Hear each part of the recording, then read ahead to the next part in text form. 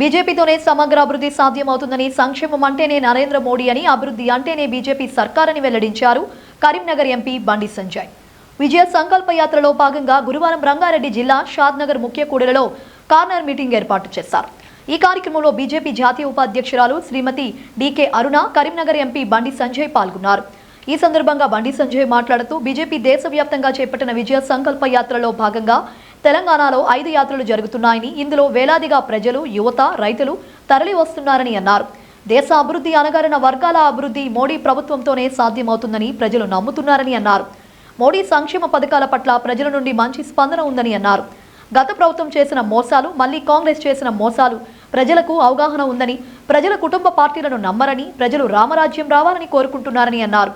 వచ్చే పార్లమెంట్ ఎన్నికల్లో కేంద్రంలోని మళ్లీ మోడీ ప్రధానమంత్రి కావాలని ప్రజలు కోరుకుంటున్నారని, మూడోసారి మోడీ ప్రధానం కావడం ఖాయమని, ముఖ్యంగా తెలంగాణ నుండి అత్యధిక ఎంపీ సీట్లు గెలవబోతున్నాయని ధీమా వ్యక్తం చేశారు.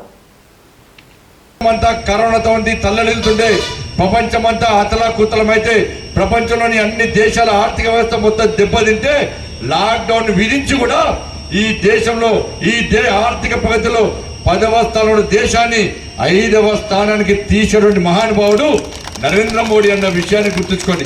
ఎంపీని బీజేపీని గెలిపించుకున్న కూడా నరేంద్ర మోడీకి ఇన్ని నిధులు ఇచ్చాడు.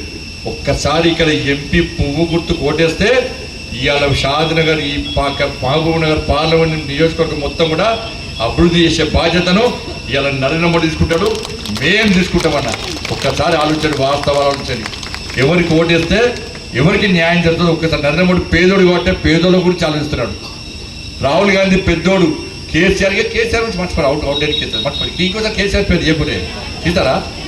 బట్ దయచేసి వచ్చండి, మన వెనుక ఎవరున్నారన్నా? రాముడు. రాముని ముందు ఎవరున్నారు? నరేంద్ర మోడీ. ఇటు మోడీ, ఇటు రాముడు, ఇటు చెడున్నారన్న.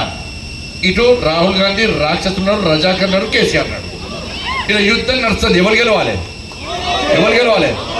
కాంగ్రెస్ వాళ్ళు గెలిస్తే మళ్ళీ బాబ్రీ మసీద్ గ్యారెంటీ. మీకు బాబ్రీ మసీద్ కావన్నా మనందరం మోడీ గారి నేతృత్వంలో కష్టపడి కట్టుకున్న రామాలయం అట్నే ఉండాలా. ఇవాళ షాద్ నగర్ ప్రజలు ఆలోచించాలి. రాముని గుడి కావాలంటే పువ్వు గుర్తుకోటేది. రాముని గుడి వద్దు, మాకు బాబ్రీ మసీదే కావాలంటే కాంగ్రెస్ పార్టీకి ఓటేసుకోండి, గ్యారంటీగా మీకు ఇష్టం.